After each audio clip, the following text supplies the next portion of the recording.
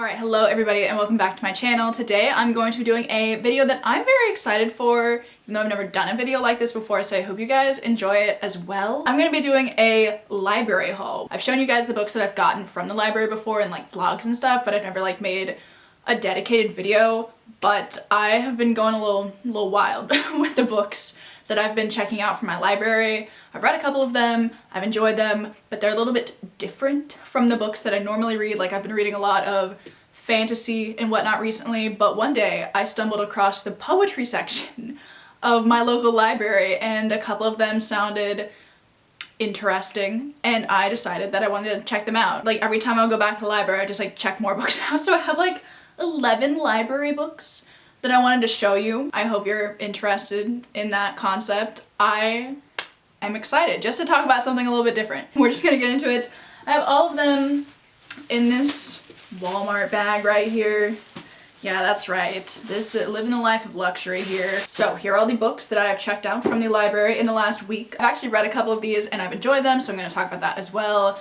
And we're just gonna get into a little like book chat, books I've bought from the library recently. Yes. So recently I have been rereading the Infernal Devices series by Cassandra Clare. You're probably wondering, Katie, literally what does this have to do with anything? You're just wanting an excuse to talk about it. Yeah. But also every time I read that series, I'm like, I should read some classics. It always gets me in the mood to read classics because they're always talking about books and stuff in that series. And I'm like, I literally don't know any of what you people are talking about. I want to be in the know. But like none of these books are mentioned in that series, but it just get me in like a general mood to want to pick up older books. So yeah, that was like my main motivating factor in wanting to pick these up. So maybe I'll start with like the poetry that I have here because I think that's what the majority of these are. Just because that was the section that I happened to like find. I didn't think I was one for poetry, and honestly I still don't know if I am. I definitely don't think I would like modern poetry, but I haven't necessarily tried it. But I don't want to at the moment. But I wanted to try like some older stuff, maybe as like an introduction to like some authors instead of like starting with the big chunky classic. I could read like some poems, maybe, you know, propel myself into reading those longer books. And the first one is a really good example of this because I've been wanting to read books by two of them at least. That's the best poems of the Bronte sisters, Emily, Anne, and Charlotte. Who is it? I want to read Jane Eyre, which is by Charlotte Bronte. And I think, where's Wuthering Heights? Wuthering Heights is by Emily Bronte, which I also really want to read that one. I can't name any books by Anne Bronte at the moment, but I'll look into that at some point. But I just really wanted to try something very low commitment because obviously the poems and like actual novels will be different, but I do think this will give like a general idea as to what their writing style kind of is. Like, I think you know what I mean. Ooh, let's see, was this Tell Me Anything then? Oh, okay, so Anne Bronte wrote The Tenant of Wildfell Hall.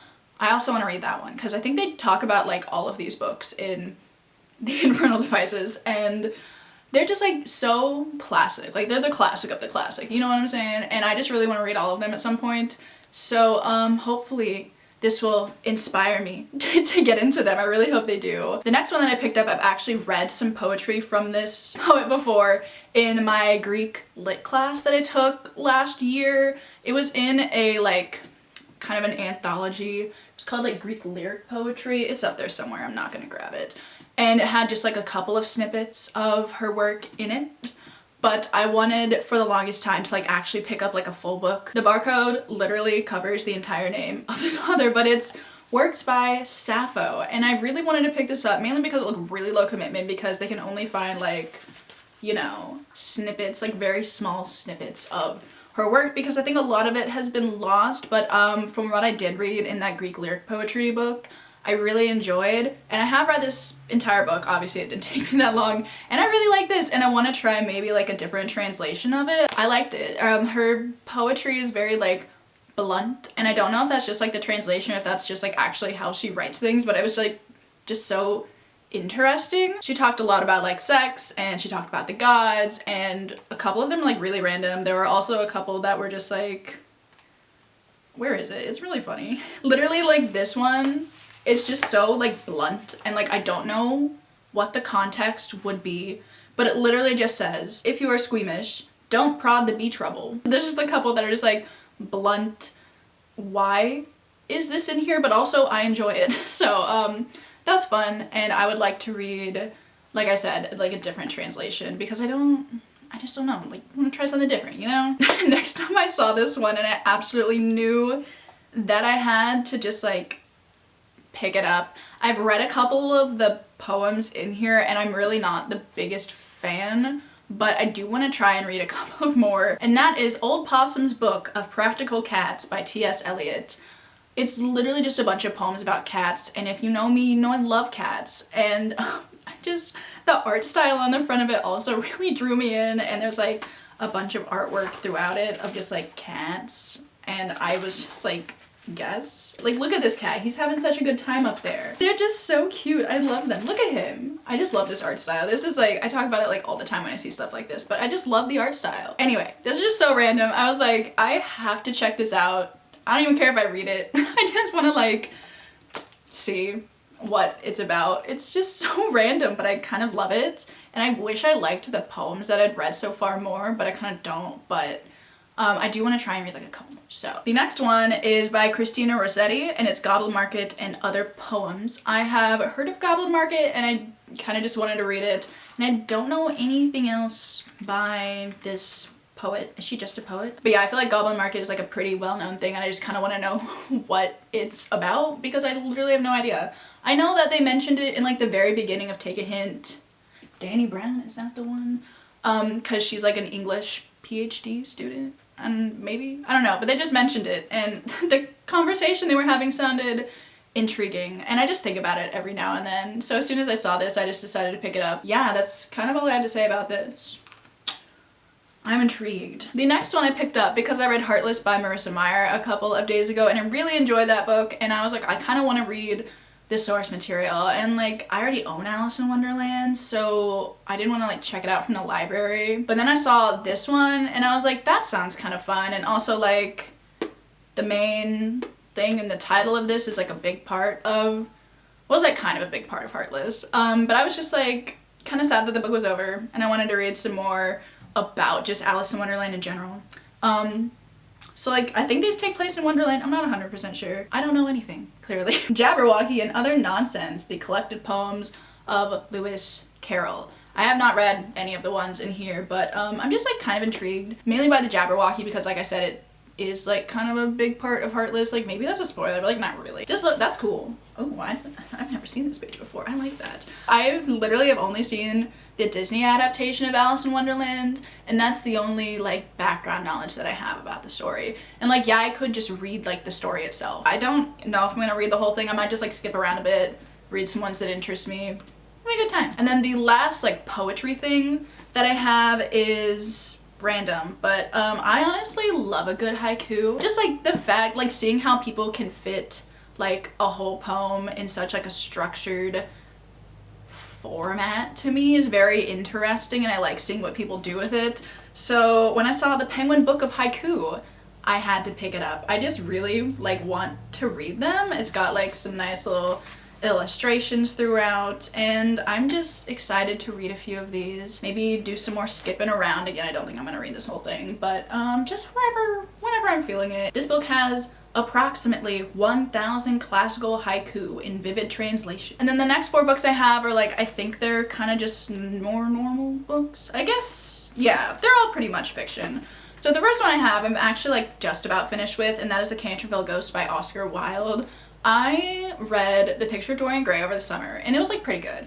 But I really like the way he writes. I feel like it's very funny. So I wanted to pick up this. Again, low commitment. You can see a theme here, and this book is pretty good. I'm enjoying it. It's like basically just about a ghost who's bad at being a ghost, and I don't know where these last 5 pages are gonna go, but I haven't read them yet, so you'll probably see this in my March wrap up if you want to see my thoughts on it, because I will be finishing it, but I've been entertained so far. The next one I have here is The Yellow Wallpaper by Charlotte Perkins Gilman. It's so tiny, by the way.